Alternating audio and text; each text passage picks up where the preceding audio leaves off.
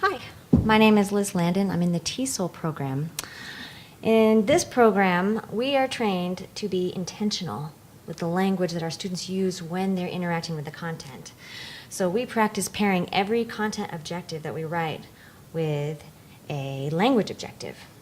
So what does this mean? I have to credit Dr. Joan LaChance for explaining this in a way that resonated with me, probably because she used a cooking metaphor. Imagine you have two groups of students. To this group of students, you say, I want you to bake me a cake. And to this group, you say, I want you to bake me a cake. Use 2 cups of flour, 1 cup of sugar, a half a cup of milk, a little baking soda, some chocolate chunks, stir it up, bake it for 30 minutes in a 350 oven, okay? Well, the first group is still sitting there not really sure what to do or how to start. And the second group is already on their way to baking a perfectly fine cake. Group 1 reminds me of an unsuccessful turn and talk we've probably all seen. Oh, turn and talk. And they don't know what to say, they don't know how to start. Which words do I use first? We have to give them the recipe, a linguistic recipe. So now, fast forward to my student teaching semester. I had to figure out what this meant in real life with real students. I was working with 3rd grade group, and I was designing my EdTPA project, and I knew that I had to capture them engaging in high-level academic discourse for 10 to 20 minutes. So I had a few things to figure out. One, I had to figure out this recipe. What language will they need to talk about this content at a high level? Yes, I've identified the academic vocabulary that they need, but how are they going to use those vocabulary words? What are the other words, the words before and the words after those academic vocabulary words? That's the language that, as a native English speaker and maybe as fluent English speakers, we tend to take for granted.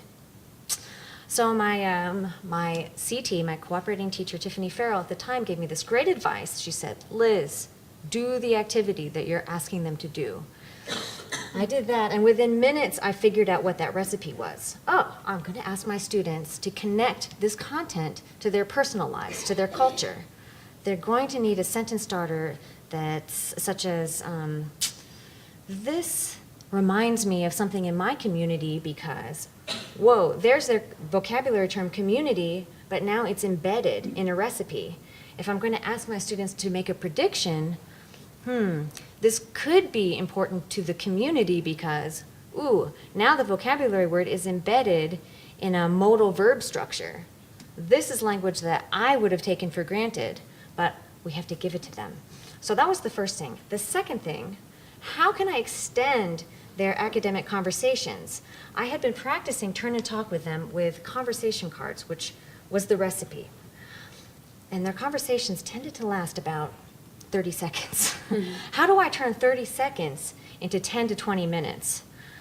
So for this project, I created a conversation card with 3 prompts instead of 1. So it really gave them a framework for having a conversation instead of just a call and response, okay, we're done. And I had to figure out how to get myself out of the center of this so that they were really in charge of their learning.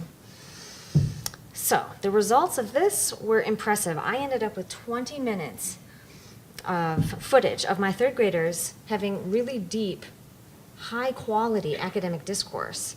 Since the language was right in front of them on a card, they were able to free their minds and really go deep with the content thinking. At the same time, since the language was right there, they didn't have to stop and figure that part out too.